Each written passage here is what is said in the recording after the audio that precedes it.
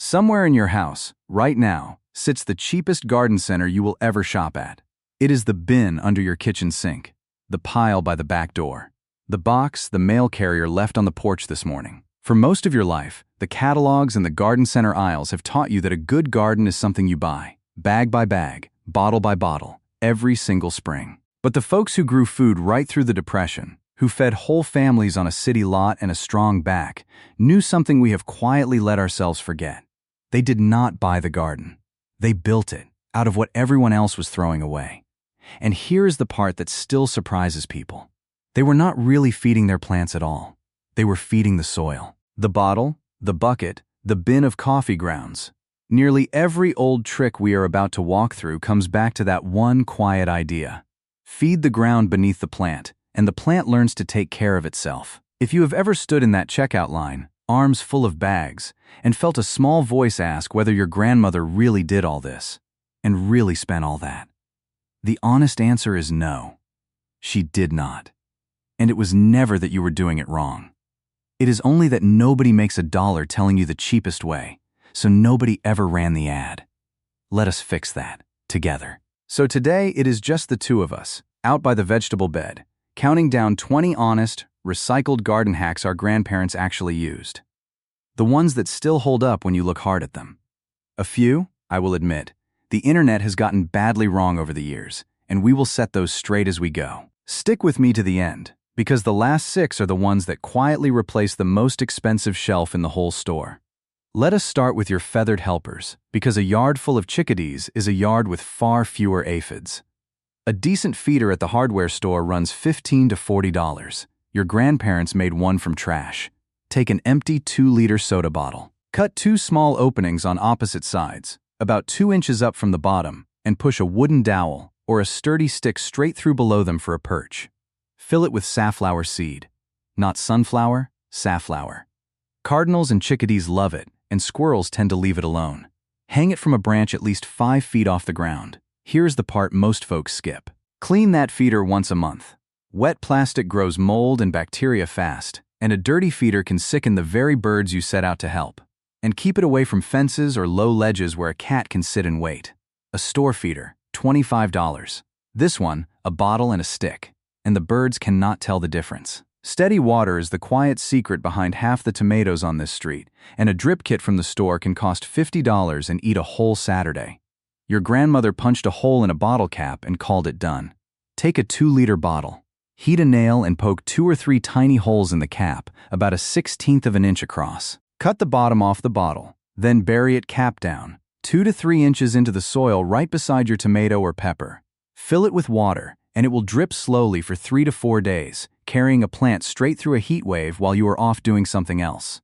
A few cautions. Only ever use a bottle that held food or water. Never one that held bleach or any chemical, because the residue will harm your plants. Plastic gets brittle in the sun, so swap the bottle out each spring. And start with a single hole and test it. You cannot undrill a hole, but you can always add one more. A seed starting kit with a heat mat runs $30 to $50. A free milk jug does the same job, and it taught a generation of victory gardeners how to beat the calendar. Cut a 1-gallon jug around the middle, leaving a hinge at the handle so it opens and closes like a clamshell. Poke drainage holes in the bottom, add moist seed starting mix, so your seeds, and tape it shut. Then leave the cap off, and here is the surprise. Set the jug outside, in the cold. This old trick is called winter sowing. The seeds sit through the cold months, go through a natural chilling that wakes them up, and sprout on their own the moment the weather turns. No grow lights, no heat mat. The weather keeps the schedule. One warning that matters. On a sunny day above 90 degrees, that closed jug turns into an oven. Open it wide, or you will cook your seedlings. And when you finally transplant, ease them into open air over about a week, so the move does not shock them. Those paper pulp egg cartons you toss after breakfast make a gentle little nursery, and the reason is all about the roots. When you start seeds in slick plastic cells, lifting the seedling out tears the fine roots, and the plant sulks for weeks. With a paper carton, there is nothing to tear. Put a little soil in each cup, so a seed or two, and water as usual. When the seedling is ready, you do not pull it out at all. You simply tear off its whole paper cup and plant the entire thing in the ground. The pulp softens, The soil microbes break it down, and the roots push right through, never once disturbed. Keep it to the gray paper pulp cartons, not the foam or plastic kind, which will not break down. Tear the cups apart at planting so the roots do not have to compete. And go easy on the water, because that little cup can stay soggy if you are heavy-handed with the can. A soil screen from the garden center costs $15 to $25. An old nursery pot does it in 30 seconds, and it turns your own compost into the finest seed-starting medium there is. Find a plastic pot with drainage holes about 1/4 inch across. That is the perfect mesh. Half fill it with finished compost, hold it over a wheelbarrow, and shake it up and down. The fine, crumbly black gold falls through, while the twigs and unfinished bits stay behind. Mix that sifted compost half and half with a little vermiculite, and you have replaced the bagged seed-starting mix entirely. 2 small things. Wear a dust mask when you sift dry compost, because the fungal spores can irritate your lungs. And do not try to sift compost that is wet. It just clumps and clogs every hole. Bending down to pick strawberries is hard on a set of knees that have earned their rest, and a tiered strawberry tower runs $40 or more. An old rain gutter does the same job for the price of a scrap. Cut a length of old gutter, drill drainage holes every 6 inches along the bottom, and mount it on a fence at a slight tilt, about 1 inch of drop for every 4 feet, so the water moves but does not all run out. Fill it with potting mix and plant an ever-bearing variety like Ozark Beauty, spaced about 8 inches apart. Now you have berries all season, right at waist height, no bending required. Know this going in. A gutter is shallow, so it dries out fast. In high summer you will water twice a day, not once. Skip heavily rusted, galvanized steel, because zinc can leach into the soil. Vinyl or plain gutter is safer for food. And pass on the aggressive June-bearing types, whose roots are simply too big for a channel this thin. So far we have recycled the container. Now we get a little bolder and start recycling the space itself. A swimming pool, a broken dresser, a shipping pallet. Stay with me, because one of these is the engine room of the whole garden. A cedar raised bed kit starts at $80. A used hard plastic kiddie pool from a yard sale costs about $2. Here is the trick most people get backwards. Do not drill the drainage holes in the very bottom. Drill them in the sides, about 2 inches up from the base. That leaves a shallow reservoir of water down low that keeps the roots drinking long after the surface has dried. Fill it half and half with topsoil and compost, and plant the heat lovers: tomatoes, peppers, zucchini. The plastic walls soak up the sun and warm the root zone earlier than wood ever could. But that warmth is also the risk. Never set a plastic pool straight on concrete or asphalt, because the surface throws heat upward and bakes the roots from below. Lift it onto a couple of scrap 2x4s or a layer of gravel for an air gap. Mulch the top to cool it further. And know that the sun will wear the plastic out in a few seasons. Plan to recycle it again when it does. No yard? No problem. A vertical planter system sells for $60 or more, but 6 plastic bottles, some twine, and a sunny wall cost nothing at all. Cut a rectangular window in the side of each 2-liter bottle, leaving a couple of inches at each end for strength. Poke a hole at each end, thread the bottles onto twine about 1 foot apart, and hang them on a sunny fence or south-facing wall. Fill with potting mix and plant herbs or lettuce right outside the kitchen door. A word of caution before you build it. 6 bottles full of wet soil weigh more than 30 pounds, so do not hang this on rotting wood or thin siding. Use a sturdy freestanding frame or standoff brackets that hold the bottles a couple of inches off the wall and protect it from moisture. And remember that gravity pulls the water down, so the top bottle goes dry while the bottom one stays soggy. Water from the very top, and let it cascade. Now for that engine room. A store-bought compost tumbler runs $40 to $80. 4 free pallets from behind a grocery store do the same work, and they are the beating heart of feeding your soil. Stand 4 pallets on their sides, wire them together into a square, and line the inside with cardboard so nothing falls through the gaps. Fill it, turn it, wait. If you want the gold standard, use 7 pallets for a 3-bin system. 1 for fresh scraps, 1 for the hot, working pile, 1 for finished compost ready to spread. But before you grab a single pallet, flip it over and read the stamp. This part is not optional. Look for the letters H and T, which mean the wood was heat-treated, and that is perfectly safe. If you see the letters M and B, walk away. That stands for methyl bromide, a toxic fumigant that leaches into the soil and contaminates food. Never use those, and never burn them. because the smoke is toxic too. And if there is no stamp at all, leave it. Unknown origin means unknown risk. Root cellars have mostly slipped into the past, and the refrigerator only holds so much. But a busted wooden dresser from the curb can store a harvest for months. Your grandparents would have called it exactly what it is. Take a dresser with the drawers still good and drill 1-inch airflow holes across the drawer fronts. Set it somewhere cool, dry, and dark that stays between 32 and 40 degrees Fahrenheit. A basement, a garage, a covered porch. Line each drawer with newspaper and store your harvest with a little room to breathe. Potatoes in one drawer, onions in another, squash in a third. Here is the one rule you cannot break. Never store apples and potatoes in the same drawer. Apples give off ethylene gas, which makes potatoes sprout far too soon, and potatoes give off moisture, which makes apples go soft. They are quiet enemies. Keep them apart, and wrap each apple in a twist of newspaper to make the whole drawer last longer. A late spring frost can undo $100 of transplants in a single night, and it always seems to come the evening after you have set everything out. A frost blanket runs $15 to $25. 2 old pots cost nothing. Take 2 pots slightly larger than your plant and stack one inside the other. The pocket of still air trapped between them works just like the insulation in your walls. At dusk, before the cold settles, set the double pot down over the plant like a little dome. That dead air gap will hold off a light frost down to around 28 degrees, and an old towel draped over the top buys you a few degrees more. 2 cautions. Do not use wet terracotta because the water soaks into the clay, freezes, and cracks the pot. Use dry pots or stuff a handful of dry leaves into the gap for the same effect. And take the pots off first thing in the morning. Leave them on through a sunny day, and the trapped heat and darkness will do more harm than the frost ever would have. Have you ever walked out at dawn to find a tidy row of seedlings lying flat in the dirt, sliced clean at the base? That is the work of cutworms, and you do not need a single chemical to stop them. Cut a cardboard toilet paper tube in half and push it into the soil around the stem of each transplant, at least an inch below the surface and a few inches above. That band sits right in the cutworm's working zone and simply blocks it.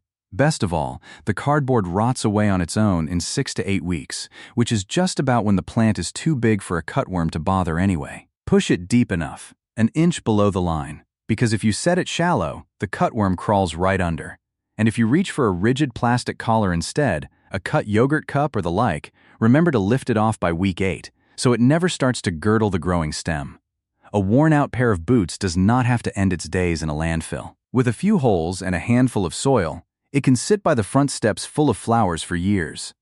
The trouble with a thin plastic pot is how fast it swings from hot to cold, which jolts the roots every time the weather turns.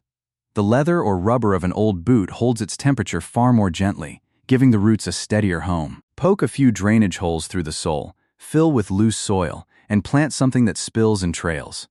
Trailing herbs, little flowers, for a bit of nostalgia on the porch step. Just make sure those drainage holes are real, because a waterlogged boot will rot the roots. And remember, the volume is small, so it dries quickly.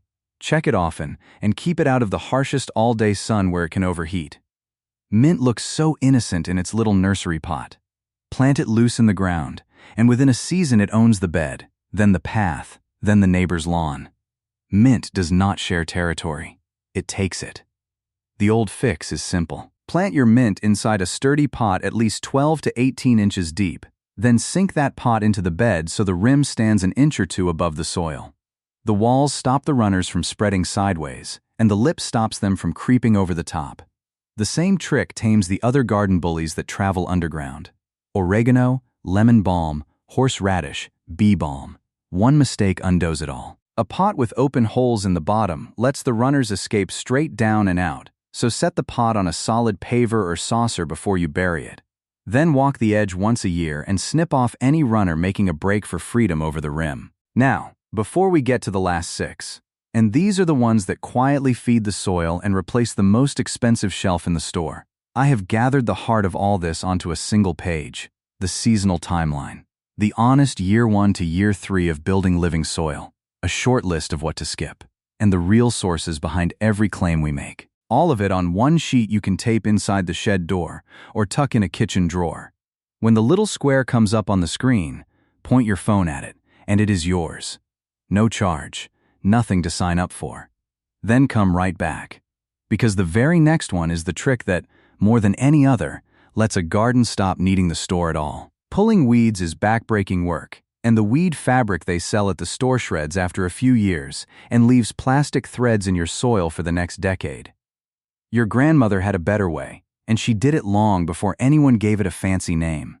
Lay plain brown cardboard right over the grass or weeds you want gone, with the tape and shipping labels peeled off. Wet it down, then cover it with 4 to 6 inches of wood chips or compost, and walk away. Over a season, the weeds underneath give up for lack of light, and the earthworms quietly pull all that cardboard and mulch down into the ground, turning it into dark, soft soil. No herbicide, no shovel, no aching back. Use only plain corrugated brown. No glossy or heavily printed boxes. Overlap the edges so no light sneaks through the seams, and keep it a couple of inches back from the stems of any plants you want to keep. The catalogs sell this same idea today and call it no dig. Your grandmother just called it putting the bed to sleep. Here is one the whole internet has gotten wrong, and I would rather tell you the truth than tell you what sells. Every blog says coffee grounds are acidic, so pile them around your blueberries to sweeten the soil. Nearly every word of that is mistaken. When you brew a pot, the hot water pulls most of the acid out of the grounds and into your cup. What is left in the filter sits close to neutral, about a pH of 6.5 to 6.8. Dr. Linda Chalker Scott, the urban horticulturist at Washington State University, who has spent years separating garden folklore from what the evidence actually shows, looked hard at this one. Her conclusion was quietly deflating. Used grounds will not turn your soil acidic, no matter how many you save. What they truly offer is food for the soil life. A little slow nitrogen for the microbes that do the real work down below. So use them, but use them right. Let them dry, then scatter a thin layer, no more than a 1/4 inch. Or better yet, stir them into the compost pile. Never heap thick, wet, fresh grounds on the surface, because they mat into a crust that sheds water and breeds fungus gnats. And that old story that grounds repel slugs? What the Oregon State researchers actually tested was a brewed coffee solution, not grounds sprinkled on a bed. So do not count on the grounds alone to hold the line. The reason this myth never dies is simple. Nobody can bottle and sell you a bag of neutral. And here is its twin myth, the one about eggshells and that ugly black spot on the bottom of your tomatoes. Every blog says crush a few shells into the bed and the blossom end rot will stop. It is half true at best, and the half they leave out is the half that matters. Whole or roughly crushed shells take years to break down, so the plant gets almost nothing from them this season. Charles Mitchell, an extension agronomist with the Alabama Cooperative Extension, put this to the test. He compared coarsely crushed shells to a fine powder. The coarse ones were barely better than adding nothing at all, while the finely ground powder worked about as well as pure garden lime. So if you use eggshells, grind them to a true powder in an old coffee grinder kept just for the garden. But here is the part that matters most, and it will save you more tomatoes than any shell. Blossom end rot is usually not a shortage of calcium in your soil at all. Most of the time, the calcium is already there. The plant simply cannot move it, because the watering keeps swinging from bone dry to soaked. Eggshell powder is slow, long-term insurance. Steady, even watering, like that buried bottle we talked about earlier, is the real cure. That rot was never hungry for a mineral. It was thirsty for a routine. The single cheapest soil builder on earth falls out of the sky every autumn and lands in your yard, and the lawn and garden industry can do absolutely nothing with it, because you cannot bottle a pile of dead leaves and sell it back to a gardener every spring. Rake your fallen leaves into a simple wire ring or a trash bag with holes poked in it, dampen them, and wait. Unlike a compost pile, which runs hot and fast on bacteria, this one works slowly and cool on fungi. Those fungi turn the leaves into leaf mold, a dark, sweet-smelling crumb that holds water like a sponge and brings a tired bed back to life. Now let me be honest about the timeline, because that honesty is the whole point. This one asks for patience. The first year, you have a pile of leaves. By the second year, you have crumbly black gold. By the third, you are working it into your beds and watching the soil come alive beneath your hands. That slowness is exactly why no company will ever advertise it. There is nothing to ring up. Only time and the leaves you were about to drag to the curb. This is the one I promised you. The trick that, more than any other, lets a garden stop needing the store. It quietly replaces the whole fertilizer shelf with a bucket and a handful of worms. Get a free food-grade 5-gallon bucket from a bakery or deli and drill half-inch holes all around the sides and the bottom, big enough for worms to pass through and roots to grow in. Bury it in the center of a bed with just the top few inches and the lid above the soil. Then add red wigglers. And this matters more than anything else here.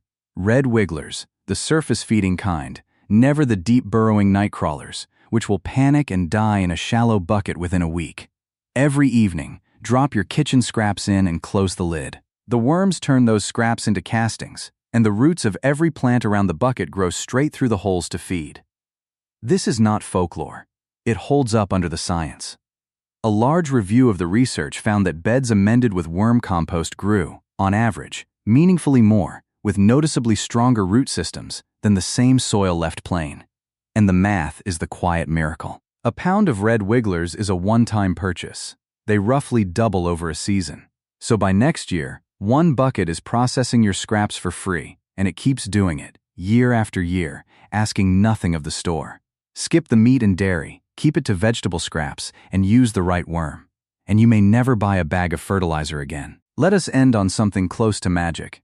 Gourmet mushrooms grown from the cardboard box that came to your door this morning. In the wild, mushrooms break down fallen wood, and a plain cardboard box is really just processed wood fiber. So tear that brown corrugated cardboard into pieces and pasteurize it by soaking it in hot water, around 150 to 160 degrees Fahrenheit, for an hour. Layer the wet cardboard with oyster mushroom spawn in a tub, and you can even start that spawn from the stem butts of organic oyster mushrooms from the grocery store. Keep it dark and cool, around 65 to 75 degrees, until it runs white with mycelium. Then move it to indirect light and mist it. Before long, clusters of fresh oyster mushrooms come right out of the old box. A few firm rules. Use only plain brown corrugated. Never glossy, bleached, or dyed cardboard. Do not skip the hot soak, or green mold will beat your mushrooms to it. And this last one matters most of all. Only ever eat a mushroom you grew yourself, from spawn you trust. When you are not absolutely certain what a mushroom is, you simply do not eat it. That is not caution for its own sake. That is how careful gardeners stay careful gardeners. 20 hacks. Not one of them cost what the garden center wanted you to pay. A bottle, a bucket, a busted dresser, the grounds in this morning's filter, the leaves you were about to bag up and haul to the curb. Go back, for a moment, to where we started. That bin under the sink, the box on the porch. For a long time, I shopped the way the catalogs told me to. Bag after bag, spring after spring, chasing a greener garden I was sure I had to buy. It took me far too long, and more patience than I had back then, to understand what those Depression-era gardeners already knew in their hands. They were never feeding the plants.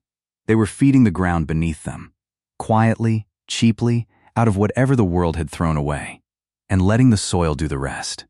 That is the whole secret. It was never locked in a vault, and nobody is hiding it from you.